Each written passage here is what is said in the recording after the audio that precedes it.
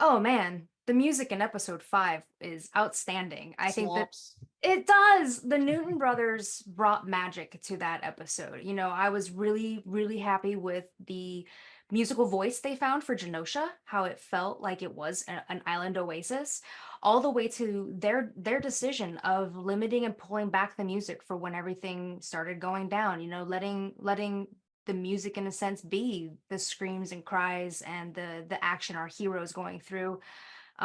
They really brought it home. They knew the emotional peaks and valleys that we needed, and they are master craftsmen, and it is truly, truly an honor to be able to collaborate with them on such a heavy episode, especially. All right. Mhm. The New Um, Brothers are amazing. They are. They are That's so all I have to add. Every note, they killed every note.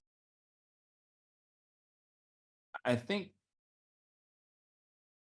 just how mature the storytelling is, as far as the legacy of the old show was known for the mature themes that it explored, but I believe the level of sophistication and how we staged that and how robust some of the action and the art direction was in this new iteration, continuation, really, I don't think fans were expecting that. I believe that they didn't know it at first. They didn't know if the show was 3D. Everybody's kind of basing what they think the show is going to be off of this small teaser, and we just have to sit back and be like, "You have seen nothing," and just wait essentially until everything rolls out.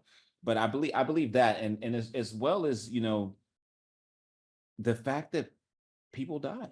I think that in shows, there's not a lot of shows in history that they actually kill characters off because one, you want to continue the story, but you want to try to hit the gravity, the emotional weight of there's consequences. It makes the storytelling that much more potent, and it makes the themes that the X-Men are famous for that much more poignant. If there are consequences, people have to deal with loss. Um, so you feel fear, the same fear that we want to put you in the POV of what does it feel like to be a mutant. You know, Amy did such a great job of showcasing, and that team just killed it, showcasing the ground level on an extinction level event. Like, what does that feel like? We don't really see that too often. Like, you see TV shows where there's big giant robots that fight each other, and we're just centered on the robots, right? Or like kaiju, you see Godzilla fighting this other thing, but what about all the little people running around? Like, and so showcasing that, I don't believe fans were ready for that at all. Yeah, thank you very much for the kind words. There are a lot of things about these first 5 episodes that we know we're going to kind of shock and surprise the audience, but I actually think one of the most successful that was a tricky balance for us to find, and we worked closely with Jake on this as well, was how do we bring in the nostalgia too? What is the show and the voice that we want to present?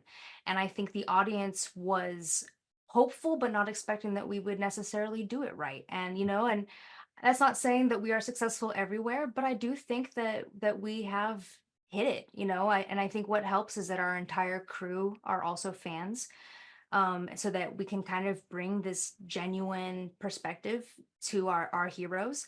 And we're all kind of, grew up in the 90s too. So also kind of, it's been really nostalgic and kind of eye-opening for me to be able to pull on my childhood and go, actually, my job is, thank God I watched TV from like 3 to 9 p.m. every night instead of doing my homework, because it's actually coming in to be really useful, but so I'm really hoping that while you could say that we have done big events that have probably shocked and also very traumatized our audience, I also hope that the biggest accomplishment for them is just seeing that I hope our team is in good hands.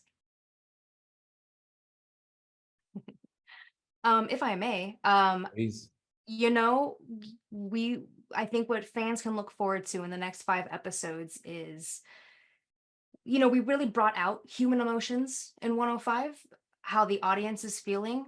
That's absolutely how our characters are going to be feeling, because these are very realistic to us, humans and mutants, that they have real feelings just the way the audience has real feelings. That if they're reacting very strongly to Gambit and Magneto, so is our team. And I think that they can get really excited for hopefully feeling a little bit of either retribution or just, they're going to continue to ride with our characters.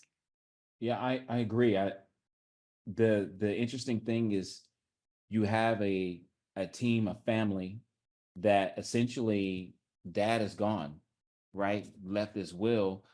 They're already at each other's throats, fighting over the who's going to get the spoons, who's going to get the paintings, who's going to get all the, in terms of the will, only to find out that there's another benefactor. So you have that already. And then now we've pushed all of them to the emotional brink, every single team member. So how do they all react? What are the base level emotions that they all revert back to? Or do they transcend, their former selves and take on a new role? So it's interesting to see how they all cope with that, because a devastation like Genosha and Storm, who already lost her powers, now has to find out about all of this as well. It's very intense, and I believe that we've done our best that we could do as a team, this amazing team, to to set the audience up for a wild ride that I think that will be memorable, which is that's really the key for us.